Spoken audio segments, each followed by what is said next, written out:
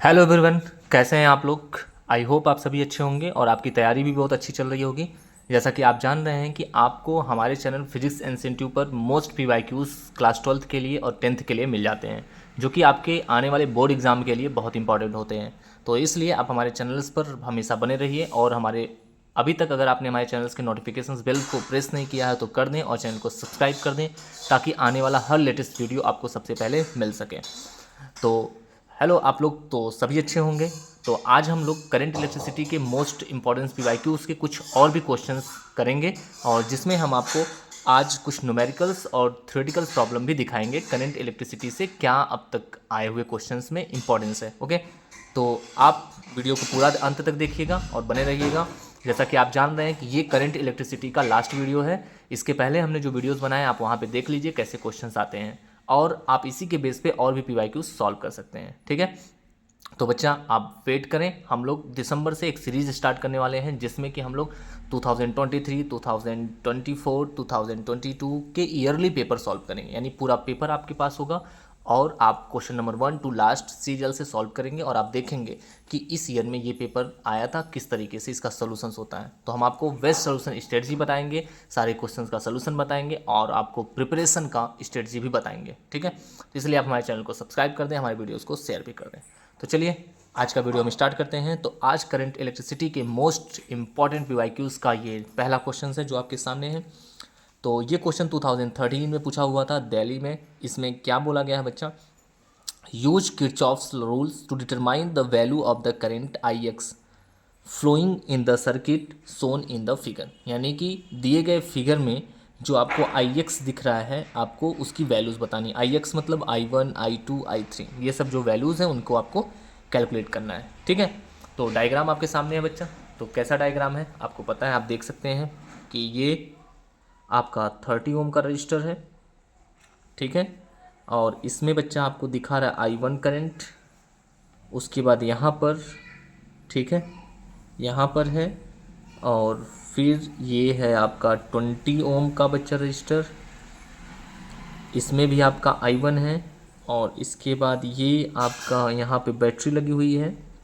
आप यहाँ पे डायग्राम पहले बना लेंगे। ठीक है, तो डायग्राम बनाने के बाद ही इस क्वेश्चंस को आप अच्छे से सॉल्व कर पाएंगे। ठीक है, ये बच्चा 80 वोल्ट है और ये आपका 20 वोल्ट है, आप देख सकते हैं डायग्राम में। ये आपका 20 ओम है। ठीक है, और ये भी 20 ओम है, ये 30 ओम है। ठीक है, यहाँ पे आपका I2 करंट लिखी हुई है, ये आपकी I2 है। ठीक है, तो और ये आपकी करंट है, यहाँ पे ऐसे है। ठीक है, तो और यहाँ पर भी आपकी I2 है बच्चा, यहाँ पे भी आपकी I2 है, और यहाँ पर आपका क्या है, I1 है। ठीक है, तो ये आपकी सर्किट डायग्राम बनी हुई है। ये आपका सर्किट ऐसे बना हुआ है, आप कुछ डायग्राम में देख सकते हैं। कह रहे हैं इसमें आपको I1 और I2 की वैल्यूज़ फाइंड करना है। तो आपको पता है कि किरचॉफ का लॉ यूज करना है। तो किरचॉफ के 2 लॉ होते हैं। ठीक है, किरचॉफ ने कितने लॉज दिए हैं बच्चा, 2। एक आपका पहला जो है वो किरचॉफ केवीएल लॉ है, जिसमें कि आपको पता है किरचॉफ वोल्टेज लॉ कहते हैं, जो कि किसी क्लोज लूप में करंट, रेजिस्टेंस और ईएमएफ में रिलेशंस को सेटअप करता है। और वहीं दूसरा किरचॉफ का जंक्शन लॉ है, यानी कि जिसको हम लोग किरचॉफ करंट लॉ के नाम से भी जानते हैं। ठीक है, जो कि किसी जंक्शंस पर करंट के बारे में इंफॉर्मेशन देता है। ठीक है, तो हम लोग इन्हीं दोनों रूल्स का यूज करके आपने पढ़ा होगा इस क्वेश्चंस को सॉल्व करेंगे। ठीक है, तो चलिए हम लोग सॉल्व करते हैं। सबसे पहले बच्चा आप देख लीजिए कोई जंक्शन बन रहा है या नहीं बन रहा है, या फिर आप लूप सेलेक्ट कर लीजिए, कितने लूप बन रहे हैं, कितने क्लोज पाथ बन रहे हैं। ठीक है, इस क्वेश्चन को सॉल्व करने का तरीका, एक क्लोज पाथ ये बन रहा है। ठीक है, और एक क्लोज पाथ आपका बच्चा ये बन रहा है, और तीसरा क्लोज पाथ ये बड़ा वाला बन रहा है। तो आप ये याद रख लीजिए कि जितने अननोन वैल्यूज़ होंगे कम से कम आपको उतने इक्वेशंस बनाने होंगे, यानी उतने डिफरेंट डिफरेंट टाइप्स के आपको क्लोज पाथ सेलेक्ट करने होंगे। तो यहाँ पे आपके पास 2 अननोन वैल्यूज़ हैं, एक I1 है और दूसरी क्या है बच्चा, I2 है। तो इसलिए आपको 2 इक्वेशंस की आपको यहाँ नीड होगी। कोई भी 2 इक्वेशंस आप बना लें और उससे सॉल्व करें। ठीक है, तो चलिए हम लोग देखते हैं कि पहला इक्वेशंस क्या बनेगा। तो इसका नाम दे देते हैं हम लोग। मान लीजिए ये A, ये B, ये C, D, E और F। ठीक है, ताकि लूप को नाम दे देंगे तो लिखने में आसानी होगी। तो चलिए अब हम लोग इसको सॉल्व करते हैं। तो चलिए, अगर दिया है इसमें तो ठीक है, नहीं तो फिर आप मान भी सकते हैं। जैसे इस वाले में I1 करंट जा रही है तो यहाँ पे आप I2 मान सकते हैं, और यहाँ सॉरी इसमें I3 मान लीजिए और यहाँ I2। तो देखिए ये एक जंक्शन बन रहा है। इस जंक्शन लॉ क्या है, ये आप पहले यहाँ लिखेंगे according to junction law. Junction law यानी ऐसा कोई जंक्शन खोजिए जहाँ पे कुछ करेंट्स आपस में मिल रही हो। तो देखिए ये यहाँ पे जंक्शन है जहाँ पे I2 I1 और ये I3 मिल रही है, ठीक है। तो जंक्शन लॉ क्या कहता है कि जो भी करंट जंक्शन की तरफ जा रही है उसको पॉजिटिव लेना है I3, और जो भी करंट जंक्शन से दूर जा रही है उसको नेगेटिव I2, और ये क्या है बच्चा I1, ठीक है। और ये मिला के क्या हो जाएगा 0। यानी यहाँ से अगर आप सॉल्व भी करते हैं तो I3 इक्वल टू आपको मिलेगा बच्चा I1 प्लस I2। ये इक्वेशन फर्स्ट मिल गया, ठीक है। तो चलिए और देखते हैं हम लोग इसमें क्या हो सकता है। चलिए अब हम लोग क्या करेंगे, किरचॉफ वोल्टेज लगाएं अकॉर्डिंग टू KVL, ठीक है बच्चा, किरचॉफ वोल्टेज लॉ। तो किरचॉफ वोल्टेज लॉ के लिए देख सकते हैं कि हम लोग ये ऊपर वाला जंक्शन लेंगे बच्चा। ऊपर वाले का नाम क्या है, ABCF, ठीक है। इन लूप ABCF में क्या है बच्चा, देखिए किरचॉफ वोल्टेज लॉ क्या कहता है, जितने EMF हो उनको प्लस कर दीजिए, इक्वल करंट और रेजिस्टेंस को मल्टीप्लाई करते हुए सम करिए। यही आपने पढ़ा है। तो इस वाले लूप में ABCF में केवल एक ही EMF है 20 वोल्ट का, तो इसको हम लिख दिए 20 वोल्ट इक्वल टू EMF एक ही है ही, अगर 2 होता तो 2 करते। अब I और R का मल्टीप्लाई करते जाते हैं और करंट की डायरेक्शन में एक डायरेक्शन चूज करते हैं। मतलब बेटा आप चाहे तो ऐसे जाइए, अगर ऐसे जा रहे हैं तो ऐसे लौट के आइए, अगर आप ऐसे जा रहे हैं तो ऐसे लौट के आइए। ये नहीं कि यहाँ गए तो यहाँ फिर इधर जा रहे हैं, ऐसे नहीं, एक डायरेक्शन में होते हुए जाइए। अगर आपको करंट की डायरेक्शन में मूव कर रहे हैं तो उसको पॉजिटिव लीजिए, अपोजिट डायरेक्शन में है तो नेगेटिव लीजिए। तो हम लोग ऐसे चल रहे हैं, तो ऐसे चलते हुए पहला EMF मिला तो इसको लिख दिए 20 इक्वल टू, अब इक्वल के उधर क्या करते हैं, करंट और रेजिस्टेंस का मल्टीप्लाई करते हैं। तो पहला रेजिस्टेंस मिल गया 20 और इसमें करंट कितना जा रहा है I3, तो लिखेंगे 20 इंटू I3। लेकिन ये करंट की डायरेक्शन में है और हम भी इधर ही जा रहे हैं, इसलिए ये प्लस में होगा। तो बच्चा हम यहाँ लिखेंगे 20 I3। अब चलिए आगे चलेंगे तो और कहाँ रेजिस्टेंस है, ये देखिए आपको यहाँ रेजिस्टेंस मिल जाता है, और ये कितना है 30 ओम का है, और इसमें करंट कितनी जा रही है I1, और देखिए हम तो जा भी तो करंट की डायरेक्शन में रहे हैं, है ना। तो ये I1 इंटू में 30, तो ये प्लस हो जाएगा बच्चा 30 I1, ठीक है। ये इक्वेशन नंबर हो गया 2, ठीक है 2। अब 3, क्योंकि अब हमने 3 मान, पहले 2 था तो अब 3 मान लिए हैं तो 3 इक्वेशन बनाएंगे, ठीक है। अब एक दूसरा इक्वेशन बनाएंगे इस नीचे वाले से, ठीक है। अब हम लिखेंगे according to KVL in loop का नाम क्या है बच्चा, लूप का नाम देखिए क्या है। तो बच्चा हम लोग ये ऊपर वाला लूप, ये बड़ा वाला ले लेते हैं ABDE, ठीक है, ABDE, ठीक है। आप चाहे तो छोटा वाला लूप ले सकते हैं। तो बड़े वाले लूप में अगर आप ऐसे जाएंगे तो क्या मिलेगा आपको एक EMF मिलेगा, ये 80 वोल्ट का, तो ये 80 लिख दिए इक्वल टू। अब ऐसे आप जा रहे हैं तो पहला रेजिस्टेंस मिला ये 20 I2 और करंट की डायरेक्शन में है, तो 20 I2। अब फिर और आगे आप जाएंगे तो जैसे यहाँ पे कोई रेजिस्टेंस है, यहाँ पे मिला कितने का 30 ओम का। अब देखिए अपोजिट जा रहे हैं, आप इधर जा रहे हैं करंट यहाँ, तो ये क्या हो जाएगा -30 I1, ठीक है। ये इक्वेशन नंबर हो गया 3rd। बस बच्चा अब आपके 3 इक्वेशंस हो गए। आपको तीनों इक्वेशंस को सॉल्व करना आता है, आप इसको सॉल्व करके I1 I2 I3 की वैल्यूज़ को कैलकुलेट कर सकते हैं, ठीक है। तो आप जब सॉल्व करेंगे, देखिए हम सॉल्व करते हैं अभी, तो इसका आंसर लाना है। अब हमें इससे कोई मतलब नहीं है, अब सिर्फ इन तीनों इक्वेशन से हमें सॉल्व करना है, ठीक है। आप चाहें तो यहाँ पे I1 की वैल्यू को यहाँ से रख सकते हैं I3 - I2, तो या मतलब किसी भी तरह से आप सॉल्व करेंगे। चलिए हम नीचे सॉल्व करते हैं, आप अपने तरीके से कर सकते हैं, अपने तरीके से, ठीक है। तो चलिए देखते हैं इसका सोल्यूशन क्या होगा। तो हम लोग क्या करेंगे, मान लीजिए ये हमारा इक्वेशन 3rd है, इसको लिख लेते हैं 80 इक्वल टू बेटा 20 I2 - 30 I1। ये एक इक्वेशन हो गया 3rd वाला हमारा। अब ऐसे देखिए I2 I1 है, तो हम दूसरा भी I2 I1 में इक्वेशन है नहीं, तो हम लोग क्या करेंगे, यहाँ से I3 की वैल्यू यहाँ रख देंगे, तो ये भी I1 I2 में हो जाएगा। तो हम यहाँ लिखेंगे, यहाँ क्या लिखेंगे बेटा कि यहाँ हम लिखेंगे putting value I3 from equation first in second, 1 से सेकेंड में पुट करेंगे। तो सेकेंड क्या है बच्चा 20 इक्वल टू 20 I3 की वैल्यू क्या है I1 प्लस I2 माइनस कितना है 30 I1, सॉरी प्लस 30 I1।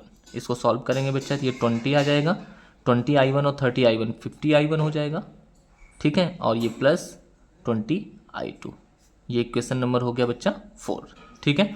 अब इन दोनों को आप सॉल्व कर लीजिए। इन दोनों को सॉल्व करेंगे तो ये देखिए I2 सेम है, तो आप इन दोनों को प्लस कर दीजिए, इस इक्वेशन को और इस इक्वेशन को। तो यहाँ प्लस है तो माइनस, यहाँ माइनस, यहाँ माइनस। देखिए 20I2 से 20I2 क्या हो गया, कट गया। अब ये माइनस माइनस प्लस हो गया तो कितना आ जाएगा, -80I1। ठीक है, इक्वल टू कितना आ जाएगा बच्चा, इक्वल टू आप देख सकते हैं 80 है और 20, ये चला जाएगा कितना हो जाएगा 60, यानी -80I1 इक्वल टू कितना आ गया 60। ठीक है, अब यहाँ से I1 0 से 0 कट गया, यहाँ से I1 अगर आप निकालेंगे तो ये 8 इसके नीचे चला जाएगा, 6/8 ये कट जाएगा तो आ जाएगा माइनस में आएगा, तो -3/4 एम्पियर। इस तरह से आपने देखा कि आपने I1 की वैल्यू कैलकुलेट कर ली। ओके, अब I1 की वैल्यू कैलकुलेट कर ली बच्चा। अब आप I1 की वैल्यू आपको आप इक्वेशन थर्ड में रख देंगे तो I2 मिल जाएगा। और इसी तरह से अगर आप इक्वेशन थर्ड का आप यूज करेंगे तो आपको I2 मिल जाएगा। I2 इस तरीके से आप सॉल्व करेंगे बच्चा तो आपका आ जाएगा 23/8 एम्पियर। ठीक है, यानी इसकी वैल्यू यहाँ रखेंगे तो I2 आ जाएगा। फिर I1 I2 दोनों आ जाएगा। इक्वेशन फर्स्ट का यूज करेंगे तो इक्वेशन फर्स्ट क्या है, I3 equal to I1 plus I2, आप देख रहे हैं। तो इस तरह से हम लोग क्या करेंगे, इस तरीके से I3 इक्वेशन फर्स्ट है, यहाँ पे हम लोग इक्वेशन फर्स्ट सॉल्व करेंगे, I3 equal to I1 plus I2। अब ये I1 की वैल्यू -3/4 रखेंगे और I2 की वैल्यू कितने रखेंगे 23/8 और सॉल्व करेंगे तो आपको मिल जाएगा ये बच्चा 17/8 एम्पियर। ठीक है, इस तरह से आपका I3, I1 और I2 तीनों वैल्यूज़ मिल गई। जो क्वेश्चंस में कहा था Ix फाइंड करना, Ix मतलब जो भी इसकी वैल्यूज़ हैं। क्लियर, समझ में आ गया। ओके, तो बच्चा ये था एक क्वेश्चंस। अब चलिए हम लोग देखते हैं next question. Okay, next question आप देख सकते हैं क्या है बच्चा कि in the electric network shown in the figure use Kirchhoff rules to calculate the power consumed by the resistor R equal to 4 ohm. ठीक है, यानी कि जो आपको क्वेश्चन दिख रहा है इसमें 4 ओम वाले रजिस्टर में आपको पावर कंज्यूम निकालना है। ठीक है, तो चलिए देखते हैं इसका कैसे होगा। तो आप देख सकते हैं इसका डायग्राम कैसे बना हुआ है बच्चा। तो ये देख सकते हैं इसमें यहाँ पे है आपका एक बैटरी लगी हुई है जो कि 12 वोल्ट की है, ये E1।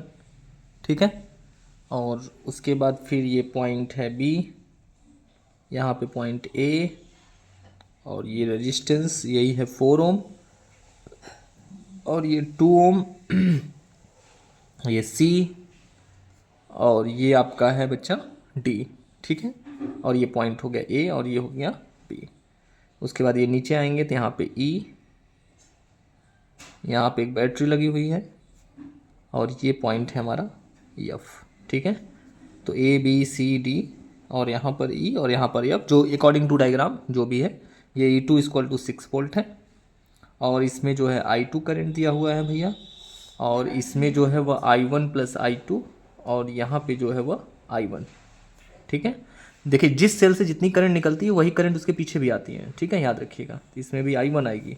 ठीक है, और ये करंट इधर से जाएगी और ये करंट इधर से, तो इसलिए दोनों इसमें जाएंगे। तो इसमें जो होगा अगर I3 भी आप मानते हैं तो ये I3 equal to I1 plus I2 भी हो जाएगा। एक इक्वेशन आप यहाँ से बना सकते हैं अगर I3 मानते हैं तो, अदरवाइज आप I1 प्लस I2 मानते हैं तो वही करंट यहाँ ले सकते हैं। ठीक है, डायरेक्टली जो भी आपकी इच्छा हो। तो आपको बताना है कि इसमें ये 4 ओम वाले रेजिस्टेंस में कितना पावर कंज्यूम्ड होगा।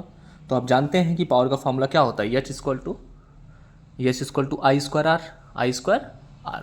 ठीक है, तो R की जगह रखेंगे 4 और I, यानी इसमें I कितना है I3, तो I3 स्क्वायर 4R। तो इस तरह से हम I3 की वैल्यू निकाल लेंगे और इसमें रख के पावर कंज्यूम निकालेंगे। ठीक है, ये क्वेश्चन 2014 में पूछा हुआ था। तो चलिए इसको सॉल्व करते हैं। तो जैसा कि आपको पता है, तो आप चाहें तो जंक्शन लॉ लगा दें, जहाँ पे I3 equal to I1 plus I2 लगा सकते हैं, और फिर जैसा कि पिछला क्वेश्चन हमने बताया यहाँ पर एक लूप बना लीजिए और एक ये वाला लूप ले लीजिए और इस क्वेश्चन को सॉल्व करिए। ठीक है, तो चलिए हम लोग करते हैं। तो चलिए देखिए यहाँ पे क्या होगा बच्चा, यहाँ पे हम लोग KVL लगाएंगे अकॉर्डिंग टू द KVL। ठीक है, हम लोग लूप लेंगे A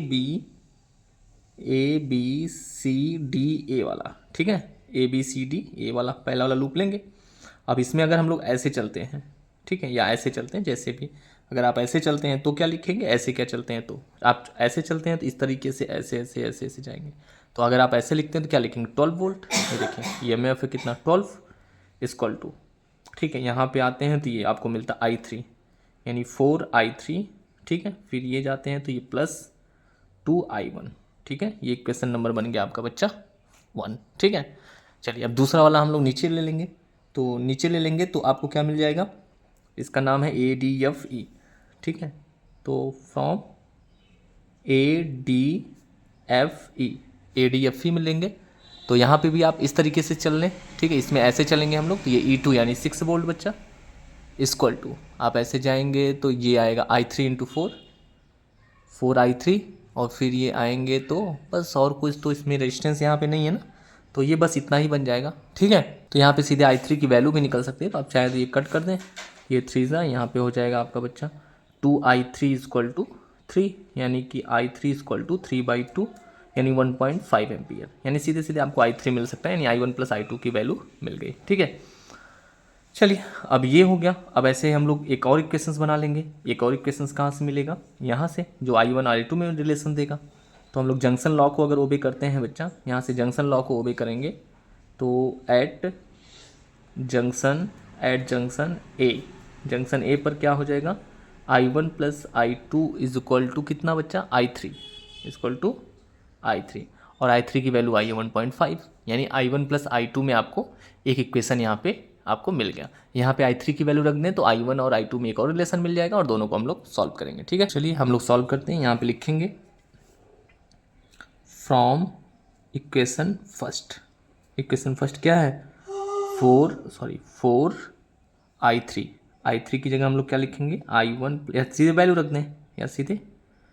दें, ठीक है। 4I3 प्लस में 2I1 इक्वल टू में 12, ठीक है। हम इसको सॉल्व करेंगे, इसको 15 4 जा 60 यानी 6 आ जाएगा, ठीक है। और ये plus 2I1 equal to 12, I1 यहाँ से निकालेंगे तो ये इधर चला 6 इधर जाएगा तो माइनस हो जाएगा 6/2, यानी ये आ जाएगा बच्चा कितना, 3 एम्पियर। तो इस तरह से हमको I1 कितना मिल गया, 3 एम्पियर, ठीक है। और I3 इतना, तो I2 कैलकुलेट कर लेंगे। अब यहाँ पे हम लिख सकते हैं कि मान लीजिए कि हम लोग कोई और रूल लगाए थे, जंक्शन लॉ लिखे हुए थे हम लोग, है ना, तो यही, तो हम यहाँ पे लिखेंगे एट जंक्शन ए पे क्या हो जाएगा, I3 equal to I1 plus I2, तो इसकी वैल्यू रख दें हम लोग, I3 की वैल्यू 1.5 और I1 3 इधर आके माइनस हो जाएगा, इक्वल टू I2, सॉल्व करेंगे तो कितना आ जाएगा, -1.5। इस तरह से ये क्या मिल गया आपका, I2 कितना मिल गया बेटा, ये इतना, समझ में आ गया, -1.5।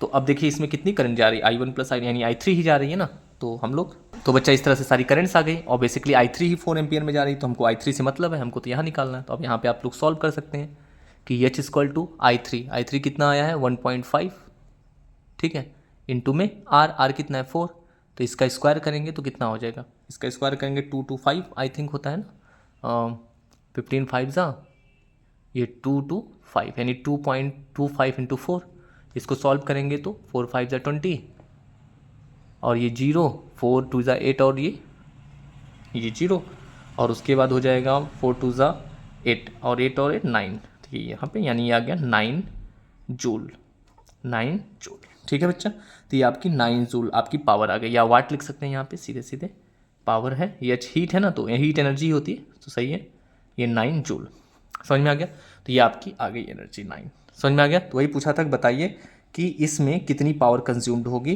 कितना एनर्जी आएगी पर सेकेंड में, तो पर second P equal to W/T, तो 9/1 करेंगे तो यही वाट में आ जाएगा। इसी को थोड़ा सा और आगे, क्योंकि पावर पूछा है तो इसलिए power P equal to W/T, T 1 second ले लेंगे तो ये 9/1 यानी ये आ जाएगा बच्चा 9 वाट, ठीक है। तो समझ में आ गया, ये आपका आ गया P इक्वल टू W/T 9/1 9 वाट, तो ये वाट में आंसर आ जाएगा, क्लियर। तो ये हो गया इसका सोल्यूशंस जो आपका 2014 में पूछा था बच्चा। चलिए हम लोग एक क्वेश्चन और देखेंगे आज के लिए, वह क्या है, चलिए नेक्स्ट क्वेश्चन देखते हैं क्या है, ठीक है। ऐसे क्वेश्चंस आप प्रैक्टिस कर लीजिए, ऐसे क्वेश्चंस आते हैं, ठीक है। और भी अगर आपको कोई क्वेश्चंस प्रॉब्लम क्रिएट करता है, आपको लगता है कि ये क्वेश्चंस हमें नहीं आ रहा है, प्रॉब्लम है, तो आप हमारे वीडियोस के कमेंट सेक्शन में उस क्वेश्चन को पोस्ट कर दीजिए और हमसे बताइए कि सर हमें ये प्रॉब्लम्स है, मैं उस पर्टिकुलर क्वेश्चंस के पर आपकी प्रॉब्लम को लेकर एक वीडियो बना करके जितने भी मिनट्स का होगा मैं आपके लिए पोस्ट कर दूंगा, ठीक है। और आप आराम से देख सकते हैं अपने सोल्यूशंस। फिर भी कोई प्रॉब्लम है तो फिर पूछिए, मैं आपके लिए हमेशा तैयार हूँ, ठीक है। तो चलिए हम लोग नेक्स्ट क्वेश्चन देखते हैं आज का। तो ये क्वेश्चन बच्चा आपका 2016 में पूछा था, और देखिए क्या कह रहा है question, the plot of the variation of potential difference across the combination of 3 identical cells in series versus current is shown along the question, what is the EMF and internal resistance of each cell, ठीक है। तो देखिए question क्या कह रहा है। तो बच्चा इस तरीके से यहाँ पे इस क्वेश्चंस में बना हुआ है ये, और ऐसे ये आपका यहाँ पे दिखाया हुआ है बच्चा आई यानी करंट को, ठीक है, और यहाँ से इस तरीके से बना हुआ है और इस पे दिखाया हुआ है ये पोटेंशियल को, ठीक है। और यहाँ पे ये वैल्यू दी है 6 वोल्ट की, और यहाँ पर दिया है आपका V, ठीक है, और यहाँ पर 1 एम्पियर दिया हुआ है। कितना दिया है बच्चा? यहाँ पर 1 एम्पियर, ठीक है। ये आपका बना हुआ है और कह रहा है कि the plot of the variation of potential difference across a combination of 3 identical cell, मतलब 3 आइडेंटिकल सेल को सीरीज में लगाया जाता है, तो उससे मिलने वाले करंट और पोटेंशियल के बीच में ग्राफ यहाँ पे प्लॉट किया गया है। तो बताना है कि यहाँ पे इसका ईएमएफ कितना होगा, बताना है यहाँ पे ईएमएफ कितना होगा। तो आपको पता है, यहाँ पता होना चाहिए कि सीरीज कम्बिनेशन, ठीक है बच्चा, सीरीज कम्बिनेशन में जो टोटल ईएमएफ होता है वो कितना होता है? E=E1 + E2 + E3। आइडेंटिकल है तो जाहिर सी बात है तीनों ई होंगी, तो यहाँ पे 3E हो जाएगा, यानी टोटल ईएमएफ कितना हो जाएगा? ये 3E। ओके, तो ये जो दिया हुआ है वो दिया है 6 वोल्ट। ये कितना दिया है ग्राफ में? 6 वोल्ट। तो यहाँ से ई की वैल्यू निकालेंगे तो कितना आ जाएगा? 2 वोल्ट, यानी एक के लिए कितना हो जाएगा? ये 2 वोल्ट। ओके, अब यहाँ पे हम लोग जानते हैं कि क्या पूछा था, तो पूछा क्या क्वेश्चंस में देख लीजिए, ठीक है। पूछा है करंट और इंटरनल रेजिस्टेंस और करंट, तो ये ईच मतलब हर एक सेल का पोटेंशियल हो गया इतना, समझ में आ गया। यानी तीनों सेल सीरीज में हैं तो E1 + E2 + E3, और दिया कितना है? 6 वोल्ट, तो 3 = 6 वोल्ट। ओके, तो 3 = 6 वोल्ट हो गया, तो यहाँ से कट कर देंगे तो ये आ जाएगा E = 2, तो E = 2 वोल्ट आ गया। अब यहाँ पे हम लोग जानते हैं फॉर्मूला की क्या होता है बच्चा, या फिर सीधे सीधे समझिए कि जब सेल ऑफ है ना, या फिर मतलब करंट जब ये ले रही है, कोई बाहर रेजिस्टेंस नहीं लगा है, तो क्या हो जाएगा? तो वहाँ टर्मिनल पोटेंशियल होगा नहीं, तो ऐसे केस में V = क्या होता है? IR। V = क्या होगा? IR, या यहाँ पे E हम लग देंगे क्योंकि सेल के मैक्सिमम केस में ये है, ठीक है। तो एक सेल का ईएमएफ कितना है? 2 वोल्ट, और करंट कितना आ रहा है बच्चा? 1। करंट कितना आ रहा है? 1, और ये हो गया इसका इंटरनल रेजिस्टेंस। तो यहाँ से R = निकाल लेंगे तो ये आ जाएगा 2 ओम, यानी सेल का इंटरनल रेजिस्टेंस भी कितना आ गया? 2 ओम आ गया, ठीक है, हर एक सेल का। अच्छा, आई ही क्यों लिया? क्योंकि जितनी भी सेल्स हैं सीरीज में क्या है? सीरीज में क्या है? सबका रेजिस्टेंस, सब में करंट क्या होगी? सेम ही होगी ना। जितने भी सेल्स लगे होंगे सब में करंट क्या होगी? सेम, क्योंकि सीरीज कम्बिनेशन में करंट जो होता है वो सब में सेम होता है, इसीलिए एक ईएमएफ से मिलने वाली जो करंट होगी वो टोटल करंट होगी, ठीक है। तो इसलिए एक ईएमएफ कितना आ गया? 2 वोल्ट, उसको रख दिया, और करंट इंटरनल रेजिस्टेंस निकालना है, करंट कितनी जा रही? 1, तो जो टोटल करंट होगी वही सब में होगी ना, इसलिए 1 का यूज कर रहे हैं हम लोग, और 1 यहाँ रख करके आर की वैल्यू निकाल रहे हैं 2 ओम, यानी हर एक सेल का ईएमएफ होगा 2 वोल्ट और इंटरनल रेजिस्टेंस होगा 2 ओम। इस ग्राफ के द्वारा हमने इस क्वेश्चन को सॉल्व किया। ओके, समझ में आ गया आपको? चलिए देखते हैं एक और क्वेश्चन आज के लिए। तो नेक्स्ट क्वेश्चन भी आपका सेल पे है बच्चा, तो सेल पे क्या कह रहा है देख लीजिए। A cell of EMF capital E and internal resistance, ठीक है, और V is connected, small r रहेगा तो V वहाँ लिखा है, is connected across a variable resistor R, plot a graph showing the variation of terminal potential V with resistance R, predict from the graph the condition under which V becomes equal to E, ठीक है। और ये question आपका 2009 में पूछा हुआ था, ठीक है, ये भी सेल से है।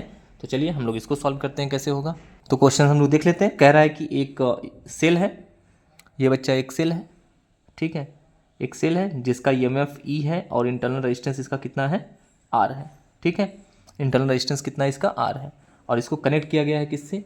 एक कैपिटल R से, और जहाँ का टर्मिनल पोटेंशियल कितना है बच्चा? V है, जहाँ का टर्मिनल पोटेंशियल कितना है?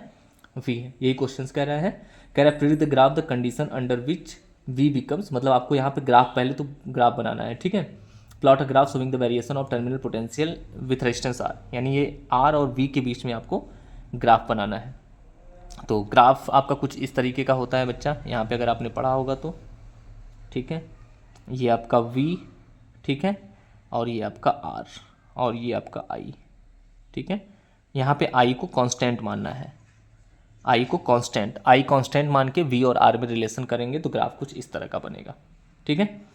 और अगर आप यहाँ पे V और I में ग्राफ खींचते हैं तो आपको पता है V और I में इस तरीके का ग्राफ होता है। ये I हो गया और ये आपका हो गया V, ठीक है। और ये एक मैक्सिमम वैल्यू होती है जिसको हम लोग कहते हैं E, एक मैक्सिमम वैल्यू होती है जिसको हम लोग कहते हैं E। तो इस तरह का आप देख सकते हैं I और EMF E के लिए ग्राफ है, ठीक है। जैसे जैसे टर्मिनल पोटेंशियल बढ़ता जाएगा वैसे वैसे आई अब उस धारा में से क्या होती है, कम होती चली जाएगी, सेल्फ डिस्चार्ज होता चला जाएगा, ठीक है, और ई भी कम होता चला जाएगा, और ये वी और आर में रिलेशन हो गया ये, ठीक है। अब क्वेश्चन ये हो गया। इसके बाद कह रहा है कि, और आप रिलेशन भी जानते हैं, यहाँ पे रिलेशन क्या होता है, रिलेशंस होता है बच्चा terminal potential V equal to E M F E minus में आई आर, ये रिलेशन होता है, इसके अकॉर्डिंग ही ग्राफ प्लॉट किया गया, ठीक है। अब यहाँ पे क्वेश्चन में कह रहा था कि ग्राफ से ही आपको प्रिडिक्ट किया गया है अंडर विच कंडीशन V और E इक्वल होंगे, यानी कौन सी कंडीशन होगी जब V और E इक्वल होंगे। तो आप देख लीजिए तो V और E इक्वल कब होंगे, जब I क्या हो जाएगा 0, यानी कि आप इसका सोल्यूशंस लिख देंगे कि when I equal to 0 then V equal to E, तो V और E क्या होंगे, इक्वल होंगे, यानी V और E इक्वल हो जाएगा जब आपका करंट जो हो जाएगा वह 0 हो जाएगा। समझ में आ गया। तो यही आपका क्वेश्चन था, ठीक है। तो इस क्वेश्चन में आपको यही दिया हुआ था, आप क्वेश्चन फिर से पढ़ लीजिए, जिसमें आपको ये कंडीशंस दी है, आपको ये ग्राफ प्लॉट करना था, ये बेसिकली ये वाला ग्राफ प्लॉट करना था, और उसके बाद आपको बताना था कि कब पोटेंशियल टर्मिनल पोटेंशियल ईएमएफ के इक्वल होगा। ये क्वेश्चन आपका 2009 में आया था, ठीक है। तो ऐसे ही और क्वेश्चन है बेटा, आप इससे ही मैंने जितने ही क्वेश्चंस हो सकते थे मैंने आपके लिए इंपॉर्टेंस खोज के आपके लिए प्रैक्टिस करा दिया, लगभग हर टॉपिक को कंटेन किया है। फिर भी आपका एक दो क्वेश्चंस अगर किसी टॉपिक का बच जाता है, हम देख लेते हैं, तो फिर मैं उस तरह के भी क्वेश्चंस आपको करा दूंगा।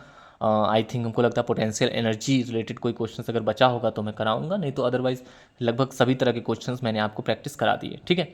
ऐसे ही और क्वेश्चन से भी आप खोज के और भी ज़्यादा PYQs कर सकते हैं, जिससे आपके एग्ज़ाम में ज़्यादा से ज़्यादा अच्छे मार्क्स आ सकते हैं। मैं तो कहता हूँ अपने एग्ज़ाम प्रिपरेशन के लिए फालतू ज़्यादा इधर उधर करने से अच्छा बेटा अपनी नोट्स प्रिपेयर करिए, अपने सिलेबस को कंप्लीट करिए, और उसके बाद ज़्यादा से ज़्यादा PYQs सॉल्व करिए, और उसके बाद आप आराम से जो है पेपर एग्ज़ाम देने जाइए और बहुत अच्छा पेपर आपका होगा, ठीक है। इसके अलावा आप ज़्यादा परेशान मत होइए। तो चलिए मिलते हैं हम लोग अब नेक्स्ट वीडियो दिसंबर में, जिसमें हम आपको ले करके आने वाले हैं, सबसे पहले हम 2024 के एग्ज़ाम पेपर को लेके आएंगे, और जिसमें हम आपको पूरा पेपर सॉल्व कराने वाले हैं। तो इंतज़ार किस बात का है, तो आप बैठ जाइए, चैनल को सब्सक्राइब कर दीजिए, अपने दोस्तों को शेयर कर दीजिए, और आप वेट करिए दिसंबर का, जब मेरा पहला वीडियो पोस्ट होगा और आपको सबसे पहले वीडियो मिले, इसलिए आप नोटिफिकेशन बेल को प्रेस करके रखिए ताकि वीडियो अपलोड होते ही आपको मिले, ठीक है। तो चलिए तब तक के लिए बाय बाय, टाटा।